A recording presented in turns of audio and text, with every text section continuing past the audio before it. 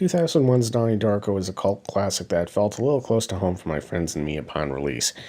It's about a mentally troubled teenager trying to figure out his life in 1988 America, which felt weirdly appropriate to things when 9/11 happened and the last generation felt desperately nostalgic. In addition to that, I turned 18 when this came out, as did most of my friends.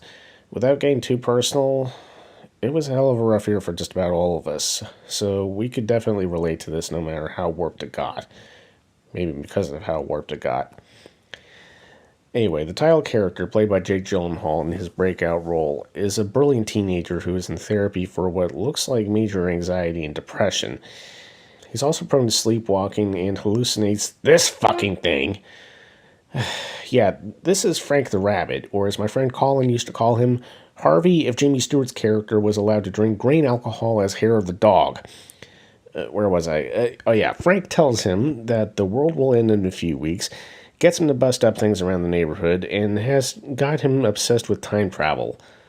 Or is that Doc Brown? While there are definitely cool 80s references, the cool thing about this movie is that the satire of 80s helicopter parenting really hasn't dated at all. Hell, I'm 40 now, and I still feel like most of my life is an exercise in trying to be understood at all by people who act as if I'm speaking backward Klingon half the time.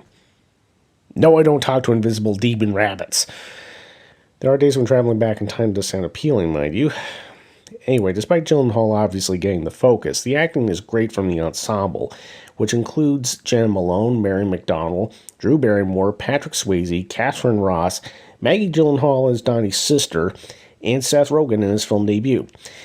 Director Richard Kelly made his own debut with this picture and was in just a warped zone in the best ways. This is not only a great film in its own right, but it is a very important film in terms of understanding mental illness at any age. I hope this stays in the public eye just for that reason.